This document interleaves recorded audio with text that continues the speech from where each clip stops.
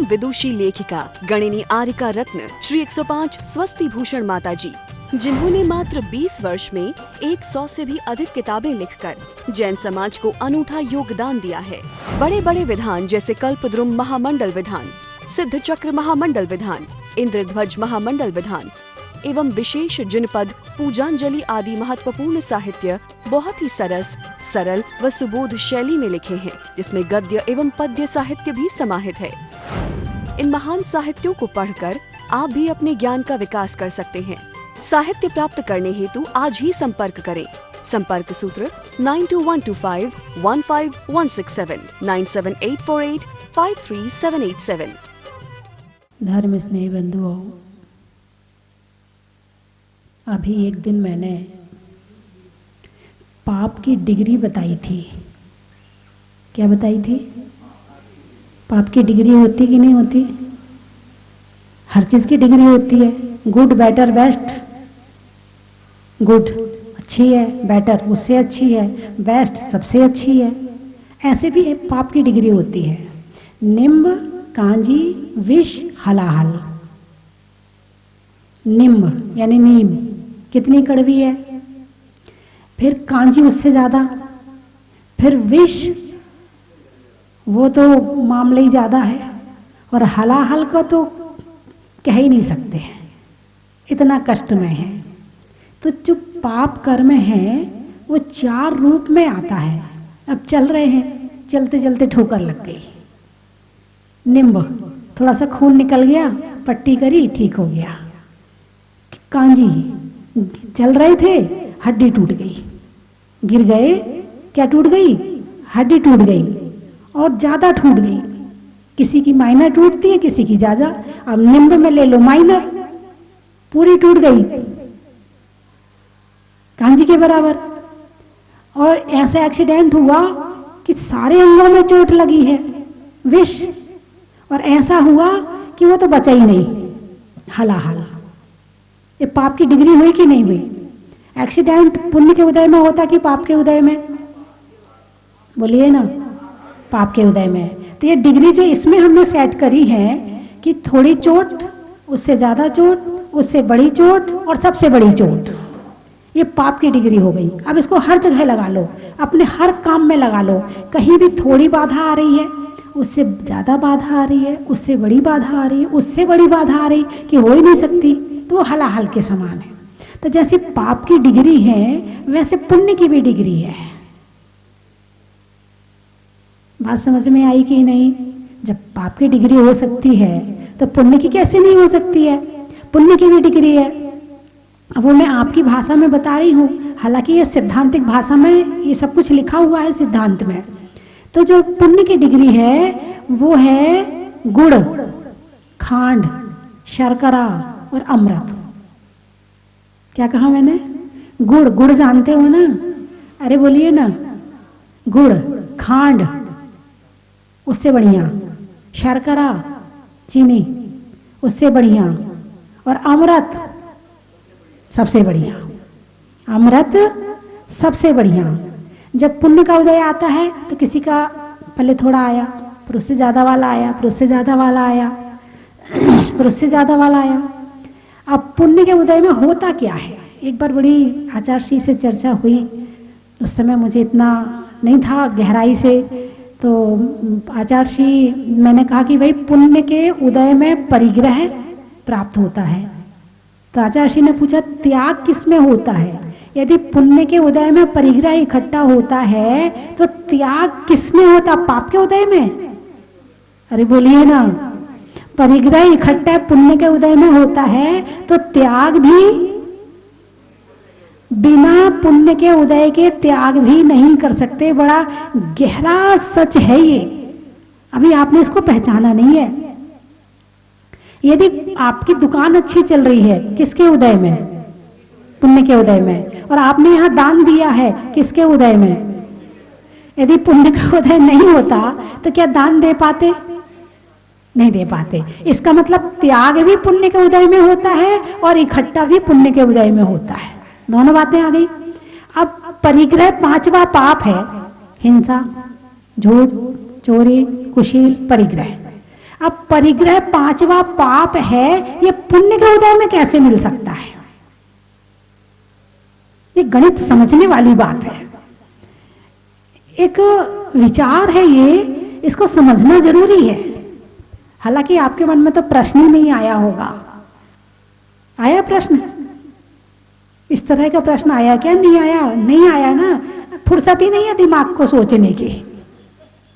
इतना परिग्रह में उलझा पड़ा है कि त्याग के विषय में सोचने की जरूरत ही नहीं है। हाँ, कभी कभी तीर्थों पर जाते हैं तो थोड़ा बहुत त्याग कराते हैं, दान थोड़ा बहुत कराते हैं, इस बहाने हो भी जाता है। यदि धर्म ना हो तो निकले ना।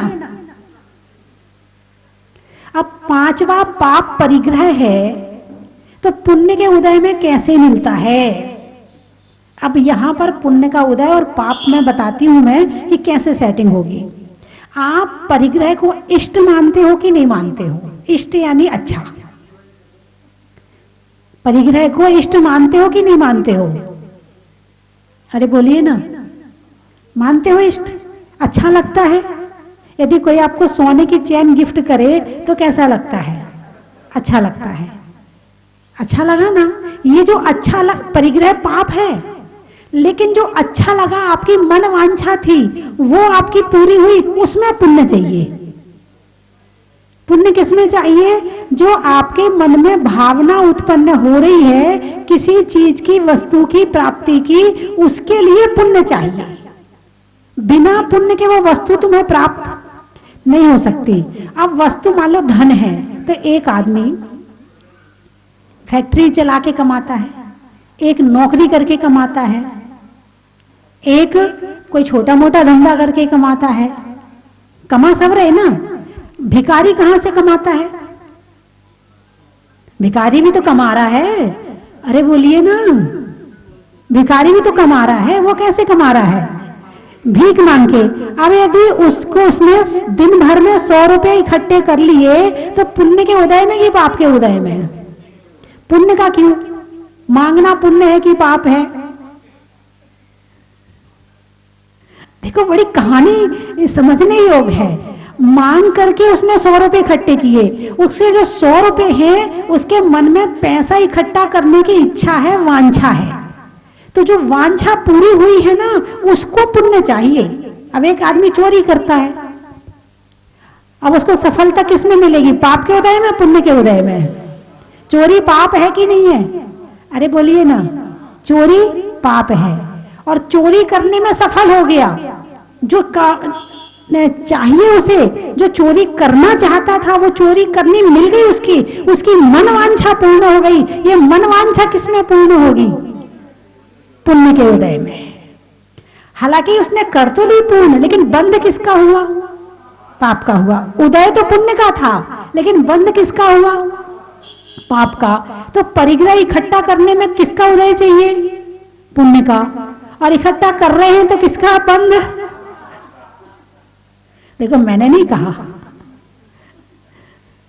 गणित आपके समझ में आई और आपने बोला, यही है ना। लेकिन बस आपका अभिप्राय, धन कमाने में किसी का बुरा नहीं है, किसी का अहित नहीं है। आपका अभिप्राय है कमाऊंगा, घर गृहस्थी चलाना है, अच्छे से जीवन जीना है, दान देना है, इसलिए कमा रहा हूं। आपका उद्देश्य गलत नहीं है, इसलिए पाप तो लगेगा, लेकिन तीव्र वाला नहीं लगेगा, मंद वाला लगेगा। पाप तो लगेगा, पाप लगे बिना नहीं रहेगा, क्योंकि परिग्रह तो पाप है, लेकिन मंद वाला लगेगा, तीव्र वाला नहीं लगेगा। हाँ, यदि उसका उद्देश्य है कि मैं धन कमाऊं और धन कमा के उसको जेल भेजूंगा, उसको ये करवाऊंगा, उसका मर्डर करवाऊंगा, उसको ऐसा करवाऊंगा, उसको नीचा दिखाऊंगा, उसको अपमान करूंगा, यदि ये उद्देश्य है धन कमाने का, तो पाप थोड़ा और ज्यादा लगेगा। बात समझ में आई कि नहीं? कमाने की प्रक्रिया तो वही है, लेकिन उद्देश्य के बदलते ही कर्म के बंधन में अंतर पड़ जाता है। एक माँ अपने बच्चों के लिए भोजन बनाती है, ठीक है, मोह है। और एक साधु के लिए भोजन बनाती है, क्या है? धर्म की भावना, धर्म ध्यान। कौन सा ध्यान? धर्म ध्यान। बच्चों के लिए बना रही है, मोह। मोह में किसका बंध है? पाप का बंध है। लेकिन यदि निस्वार्थ भाव से, धर्म की भावना से चौंका लगा रही है, रोटी ऐसी बनती है, सब्जी भी ऐसी बनती है, हलवा भी ऐसे ही बनता है, चाहे बच्चे के लिए बनाओ चाहे साधु के लिए बनाओ, प्रक्रिया वही होगी। लेकिन एक प्रक्रिया में पाप का बंध और एक प्रक्रिया में पुण्य का बंध। अब आप देखिए, काम एक ही है, हाथ वही है, कपड़े भी वही पहनी है, सब कुछ वही है, लेकिन अंतर कहां पड़ जाता है? अभिप्राय में। तुम्हारा अभिप्राय क्या है? तुम रोटी तो बना रही हो, मगर किसके लिए बना रही हो? अब एक घर में मान लो बच्चों के लिए रोटी बना रही, अभी कर्म का बंध तो हो रहा है, लेकिन तीव्र नहीं हो रहा है, मंद हो रहा है। लेकिन अब रिश्तेदार आ गए, अब गुस्सा आ रहा है, जब देखो सब चले आते हैं। हमारे घर मिलता है इनको आने के लिए। हम बड़े शहर में रहते थे, इसका मतलब ये थोड़ी कि चले आओ, हम तो तुम्हारे यहाँ नहीं जाते, तुम बार बार चले आते हमारे यहाँ। अब मन ही मन में कुढ़न पैदा हो रही, रोटी बन रही है, रिश्तेदार के लिए बन रही है, लेकिन बंद किसका हो रहा है? बात समझ में आई कि नहीं आई? एक में तीव्र पाप, एक में पाप और एक में पुण्य। प्रक्रिया एक ही चल रही है। तो जो पुण्य है, उस बिना पुण्य के कोई काम हो ही नहीं सकता है। एक भिखारी को भीख भी मिलनी है ना, तो पुण्य चाहिए। एक मजदूर को मजदूरी भी मिलनी है ना, तो पुण्य चाहिए। एक तुम दुकान में बैठे हो, ग्राहक भी आ रहा है ना, तो बिना पुण्य के ग्राहक भी नहीं आने वाला है। जैसे इस संसार में बिना पैसे के कुछ नहीं मिलता है, ऐसे हमारे लिए कोई भी साता, कोई भी सुख बिना पुण्य के, पैसे के मिल ही नहीं सकता है। इसका मतलब तुम जितना घर में अपने कमा रहे हो, जितना सुख पा रहे हो, वो सारा खरीदा हुआ है, बिना खरीदा हुआ नहीं है। पुण्य का पैसा लग रहा है उसमें। अरे बोलिए ना, कौन सा पैसा लग रहा है? तुमने पिछले जन्म में खूब कमाया था, इसलिए इस जन्म में बैठ के खा रहे हो। कमा रहे हो कि नहीं कमा रहे हो? होशियार व्यापारी कौन होता है? जो कमाता भी है और खर्च भी करता है। और जो व्यापारी केवल खर्च ही खर्च करे,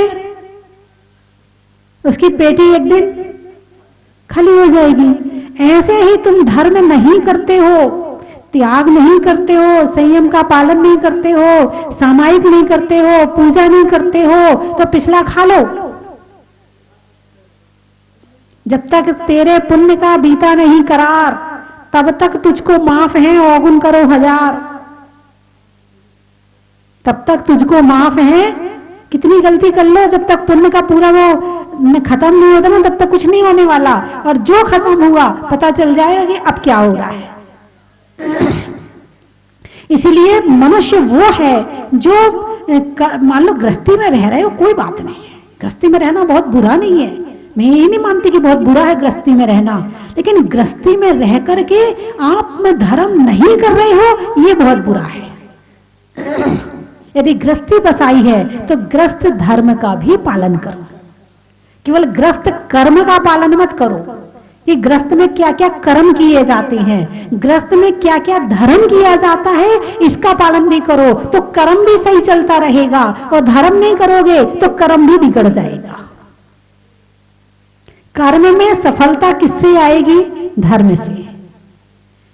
आप कर्म कर रहे हो ना, दुकान चलाते हो, आप परिवार पालते हो, आप इतना काम करते हो, क्या कर रहे हो? कर्म है। जो शरीर के लिए किया जाए वो कर्म है, और जो आत्मा के लिए किया जाए वो, अरे बोलिए ना, धर्म है ना। बहुत होशियार लोग हैं। आत्मा, शरीर के लिए आप क्या क्या करते हो? सो के उठ के लेके रात को सोते सोते तक शरीर के लिए क्या क्या करते हो?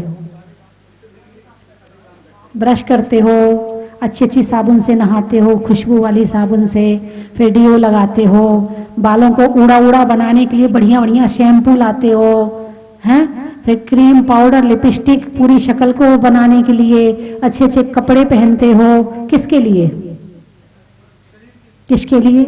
शरीर के। दुकान किसके लिए चलाते हो? शरीर के लिए। गृहस्थी किसके लिए चलाते हो? शरीर के लिए, है ना। दवाई किसकी करवाते हो? अरे बोलिए ना, शरीर के लिए। तो जो शरीर के लिए किया जाए वो कर्म है, और जो आत्मा के लिए किया जाए वो धर्म है।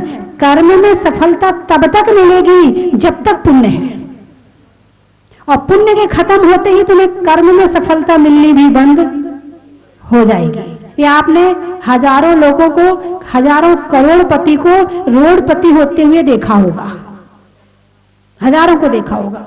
और कभी कभी तो ऐसा भी होता है कि एक के पुण्य से पूरे गांव बस जाता है, और एक के पाप से वो नाव भी डूब जाती है। ऐसा भी देखा होगा आपने।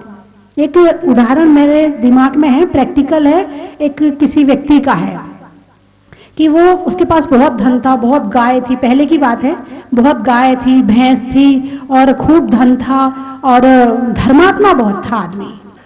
अब उसकी शादी हुई, बच्चे हुए।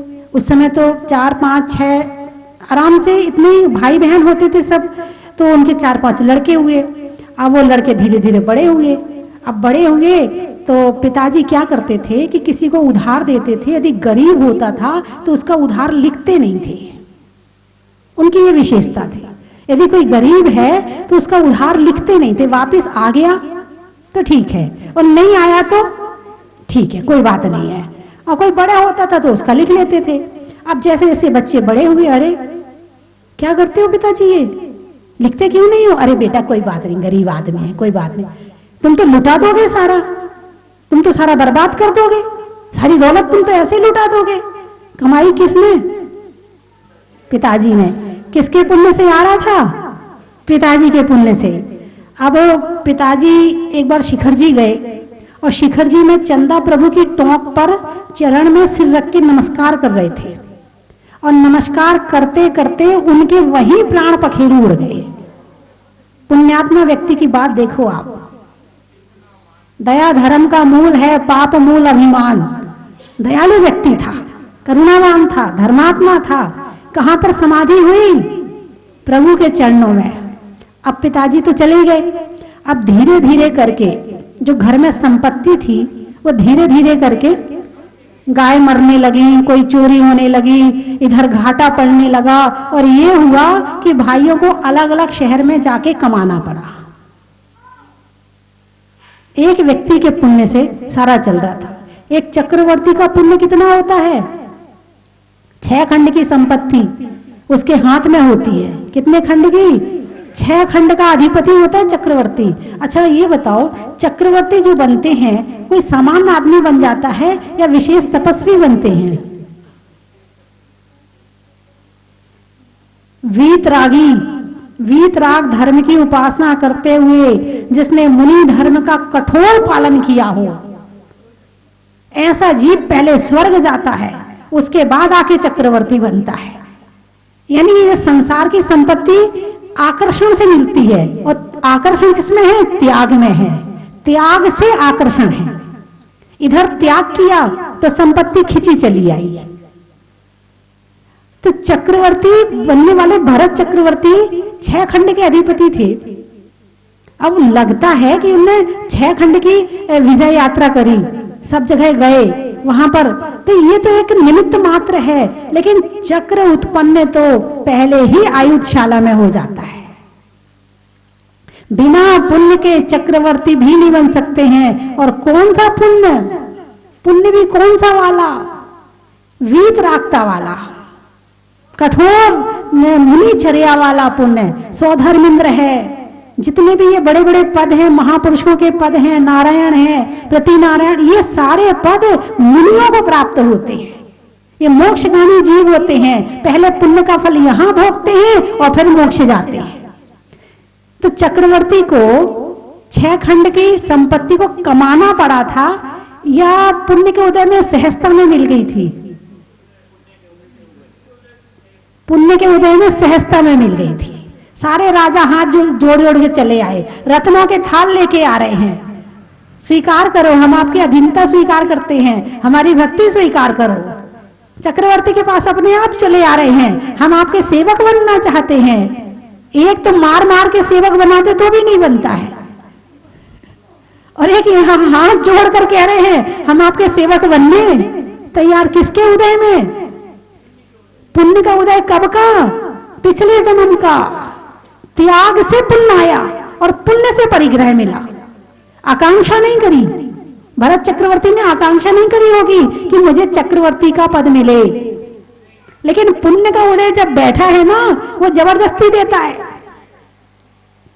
पकड़ पकड़ के देता है। तो किसकी जरूरत है सुख पाने के लिए? पुण्य की नहीं, त्याग की। किसकी जरूरत है? त्याग की। और कौन से त्याग की? वीतराग धर्म वाले त्याग की। धर्म को समझने का प्रयास करो, बहुत महान धर्म है। आपने एक लाइन नहीं पढ़ी अभी, जिसने पढ़ लिया है ना वो जानता है कि जैन धर्म में क्या है। मुझे पता है जैन धर्म में क्या है, और मैं तो रोज आपको बताती हूँ, और जो लोग सुनते हैं रोज उन्हें पता है कि वो भी समझने लगे हैं मेरी बात से कि जैन धर्म वास्तव में क्या है। तो जितना आप पुण्य खर्चा करते हो सुबह से लेके शाम तक, उतना इकट्ठा कर रहे हो कि नहीं कर रहे हो? नहीं तो माइनस मार्किंग हो जाएगी। यहां तो ज्यादा खर्च कर दिया, बचा कम, अब क्या करें? हैं? तो जीवन में पुण्य के लिए धर्म मत करना। एक उद्देश्य और बता दूं आपको कि जीवन में पुण्य कमाने के लिए धर्म मत करना। किसके लिए करना? अब आप कहोगे माता जी पुण्य कमाने को ना करें, व्रत कर रहे हैं, उपवास कर रहे हैं, पूजा कर रहे हैं, कुछ पुण्य तो मिलता है तभी तो कर रहे हैं। अब पुण्य नहीं मिलेगा तो फिर काय को करेंगे? बात समझ में आए कि नहीं? आप लोग ऐसे सोचते कि नहीं? अरे बोलिए ना, भगवान बस हमारी घर गृहस्थी ठीक रहे, बच्चे ठीक रहे, भगवान उसकी नौकरी लग जाए, भगवान उसकी दुकान अच्छी चलने लगे, भगवान उसकी शादी हो जाए। किसमें होगी? पुण्य का उदय आएगा, लोग घर बैठे आ जाएंगे। पुण्य कम है, तुम्हें ढूंढना पड़ रहा है, गली गली छाननी पड़ रही है, यही है कि नहीं? तो कहने का अभिप्राय ये है कि धर्म किस लिए करें।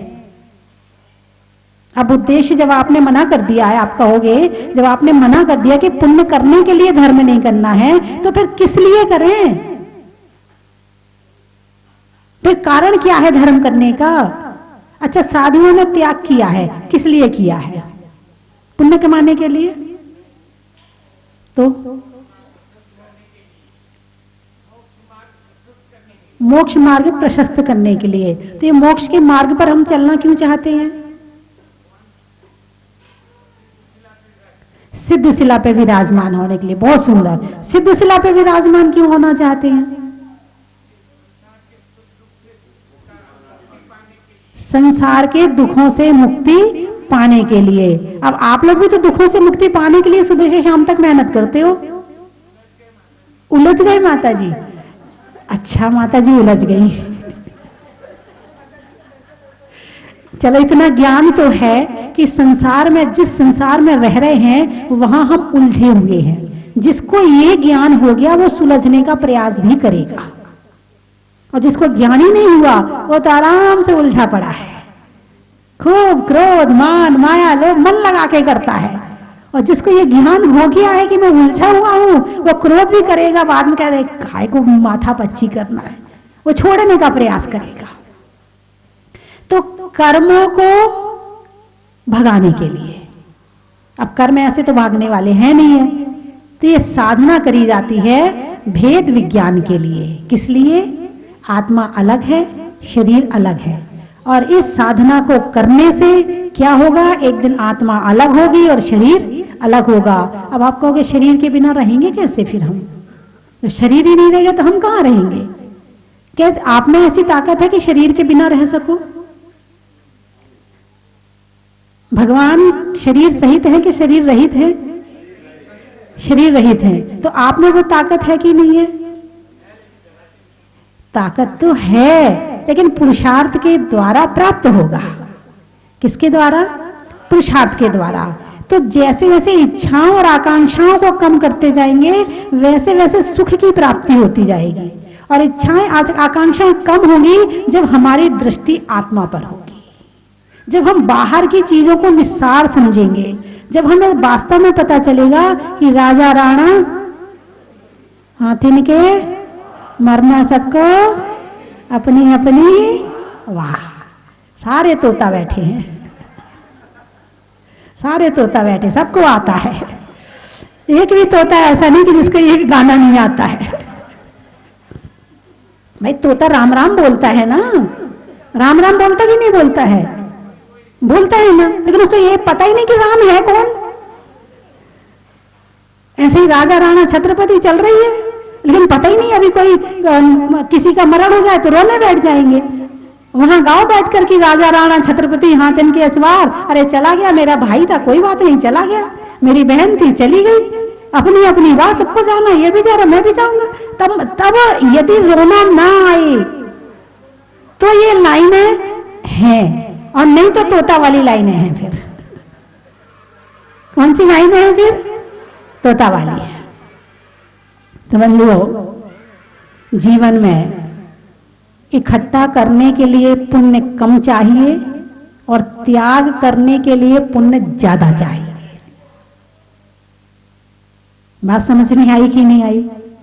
एक तो किसी की चैन चोरी हो जाती है, और एक वो चैन यहाँ पर बहुत सी महिलाओं ने, यहाँ जो कलश बने हैं और जो सोने का काम हुआ है, बहुत से लोगों ने सोना दिया, बहुत लोगों ने जो अभिषेक के कलश हैं छोटे वाले, क्योंकि मेरा भाव रहता है कि जिस चीज में हर व्यक्ति के भाव लगते हैं, भले वो इतना सा लगे, उस चीज में अतिशय आता है,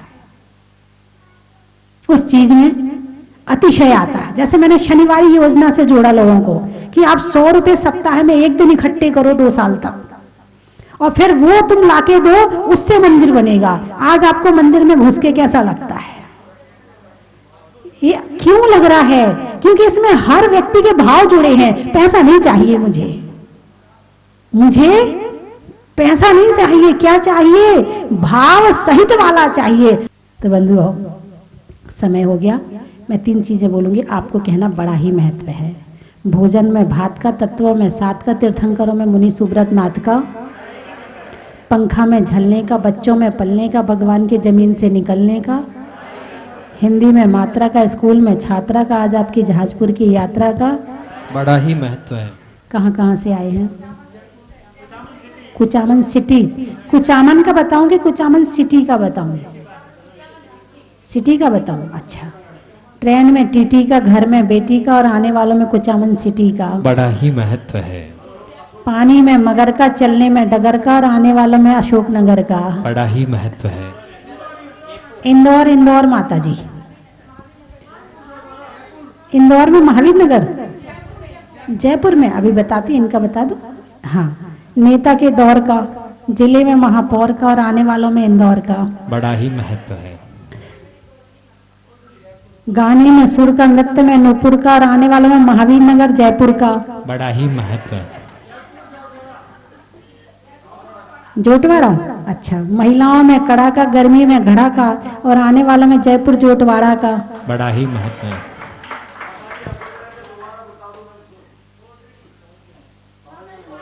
कोटड़ी, भोजन में बड़ी का, बूढ़ों में छड़ी का, और आने वालों में कोटड़ी का बड़ा ही महत्व है। अशोकनगर, पानी में मगर का, चलने में डगर का, आने वालों में अशोकनगर का। अब तीसरी बार तो नहीं कहोगे?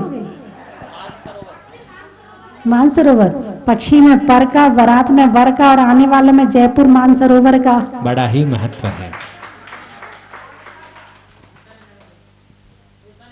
वैशाली नगर, अच्छा। जातियों में नागर का, बात में अगर तगर का, और आने वालों में वैशाली नगर जयपुर का बड़ा ही महत्व है। पक्ष में सुधी का, मंदिर में वेदी का, और आने वालों में बूंदी का बड़ा ही महत्व है। रावत भाटा, फूल में कांटा का, रसोई में आटा का, और आने वालों में रावत भाटा का बड़ा ही महत्व है। सांगानेर, जंगल में शेर का, फलों में बेर का, आने वालों में सांगानेर का बड़ा ही महत्व है। अब नगर नगर वाले सारे इकट्ठे हो जाओ।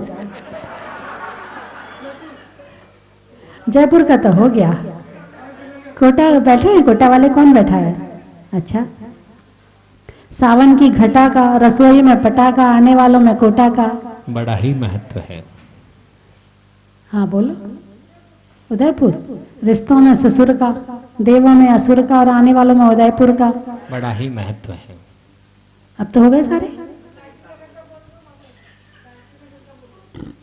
अच्छा, वो नाराज हो जाएंगे क्या? नहीं, हो ही नहीं सकते, हो ही नहीं सकते।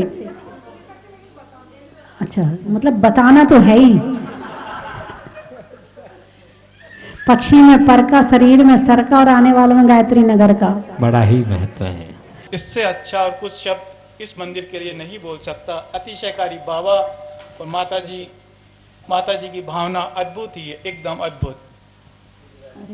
पूरे राजस्थान में इससे अच्छा सुंदर क्षेत्र नहीं देखने को मिल सकता। भारतवर्ष में माता जी के चरणों में वंदनामी वंदनामी वंदनामी। मैंने हिंदुस्तान में घुमा है, पर ऐसा मंदिर, बड़े बड़े वैष्णव संप्रदाय के दूसरे मंदिर, गुरुद्वारा सब देखे हैं, पर मैंने जो दिगंबर जैन मंदिर में अद्वितीय इतनी सुंदर रचना की माता जी के द्वारा, जो अद्वितीय है। हमने इस मंदिर को दर्शन करके हमने अपना जन्म सफल कर लिया है। और सबसे बड़ी बात ये है कि मैं माता जी को इसका आशीर्वाद समझूंगा कि एक छोटी छोटी आवश्यकता को, यात्रियों की आवश्यकताओं को इतना ध्यान मद्देनजर रखते हुए उस पर ध्यान दिया गया। मैंने कल बारीकी से इसका अध्ययन किया और वो अध्ययन में आप सबके सामने माता जी के श्री चरणों में रखना चाह रहा था कि इतनी अद्वितीय रचना की, जो हिंदुस्तान के इतिहास में वर्षों तक, हजारों वर्षों तक ये अद्वितीय एक जैसी रहेगी। इतना मैं मधुर, अब मेरी भावनाओं को माता जी आप समझो, मैं बहुत खुश हुआ, इतना खुश हुआ कि मैं ये इंदौर में, इसके लिए मैं लायंस क्लब, जो हमारा लायंस क्लब है उसमें पूरी समाज है, सभी दिगंबर समाज है, उसमें मैं इस मंदिर का उल्लेख करूंगा। माता जी आपका आशीर्वाद चाहिए। और मैंने कल यहाँ सीए लोगों को व्हाट्सएप पे के जरिए वीडियो कॉलिंग के बताई थी, उन्होंने कहा कि इतना सुंदर मंदिर, बहुत गजब। माता जी के चरणों में वंदना भी। और सभी साधर्मी भाइयों को जिनका महान पुण्य थे, वो पुण्य लेके जो आपने इन निगाह आंखों को धन्य कर लिया है, मैं आपको साधुवाद देता हूं, प्रणाम करता हूं और सादर जय जिनेन वंदन अभिनंदन। बंधुओं,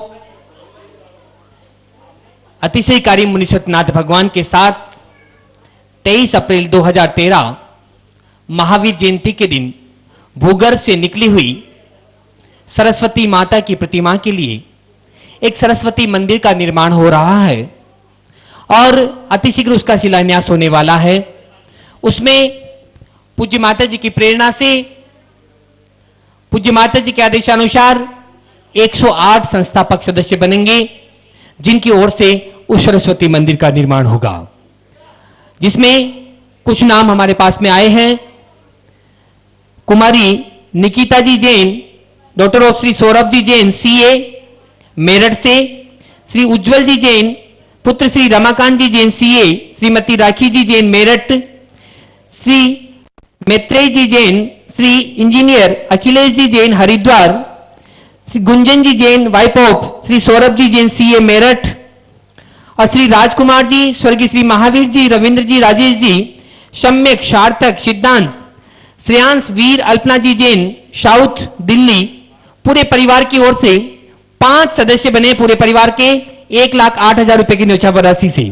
इसके अलावा श्री संजीव जी, राजेश जी, महावीर प्रसाद जी, वरुण जी, राजीव जी, विजय जी, अनुराग जी, अंकित जी, पीयूष, सचिन, अरहम, सुरेंद्र जी, यशपाल जी जैन दिल्ली, इनके परिवार से भी 5 सदस्य बने हैं सरस्वती मंदिर में, संस्थापक सदस्य। आपका भी बहुत बहुत स्वागत, अभिनंदन। इसके अलावा गुंजन जी जैन पहाड़िया परिवार, सृष्टि जैन, अभिषेक जी जैन मेरठ, सुरेंद्र जी, मनीष जी, नितेश जी, सुमन जी, प्रतिभा जी, समृद्ध जी जैन जयपुर, श्री विनोद जी, नितिन जी जैन दिल्ली, श्री कामता प्रसाद जी, सुपुत्र श्री बंसीधर जी जैन सपरिवार आनंदपुर वाले हाथरस उत्तर प्रदेश, श्री पदमकांत जी जैन, श्रीमती बबीता जी जैन, श्रीमती मिनी चिन्मय जी, मोहित सोमित जैन मैनपुरी से बर्तन वाले, श्री अशोक जी, श्रीमती रानी जी जैन, सचिन जी जैन रोहतक, स्वर्गीय श्रीमती किरण जी जैन, ओम प्रकाश जी जैन बज्र परिवार, श्री विशाल जी, अभिषेक जी, खुशबू जी जैन कानपुर, इनकी ओर से भी एक घोषणा हुई है सरस्वती मंदिर में। बंधुओं, पूज्य माता जी ने जैसा आज ही बताया था प्रवचन में, और ये सौभाग्य मिलने वाला है आपको बहुत छोटी छोटी राशि के द्वारा। आप प्रतिदिन 100 रुपए डालें गुल्लक में, और ऐसा आपको 3 वर्ष तक करना है। 3 वर्ष में पूरे 1,08,000 रुपए की राशि इकट्ठी हो जाएगी और आप सरस्वती मंदिर के संस्थापक सदस्य बन जाएंगे। ऐसा सौभाग्य बहुत कम लोगों को मिलता है। भूगर्भ से प्रकटित सरस्वती माता की प्रतिमा के लिए जो सरस्वती मंदिर बनने वाला है, उसमें आप अपना द्रव्य लगाएं। और इसके अलावा आप अपने घर पर गुरुवार को सरस्वती चालीसा का पाठ करें और एक गुल्लक में 100 रुपए डालें हर गुरुवार को, और 2.25 साल में 11,000 रुपए की राशि इकट्ठी हो जाएगी और आपका द्रव्य उस सरस्वती मंदिर में लगेगा। तो बंधुओं, ऐसा सुअवसर हमें मिला है। मन बनाए आप अपनी सूचना स्वस्ति धाम पर दे सकते हैं।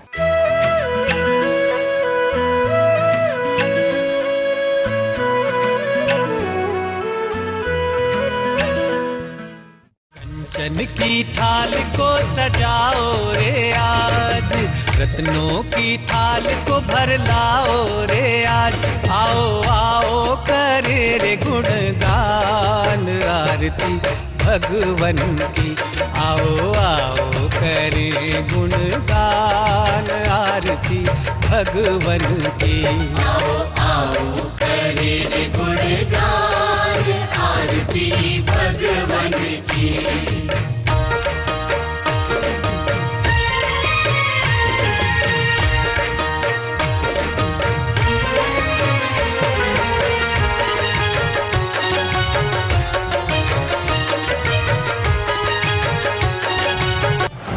परम विदुषी लेखिका गणिनी आरिका रत्न श्री 105 स्वस्ति भूषण माता जी, जिन्होंने मात्र 20 वर्ष में 100 से भी अधिक किताबें लिखकर जैन समाज को अनूठा योगदान दिया है।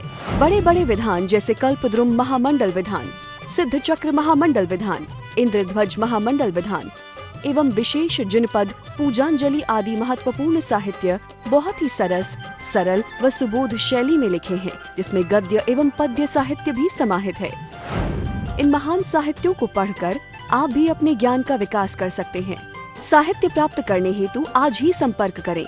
संपर्क सूत्र 9212515167 97848 53787।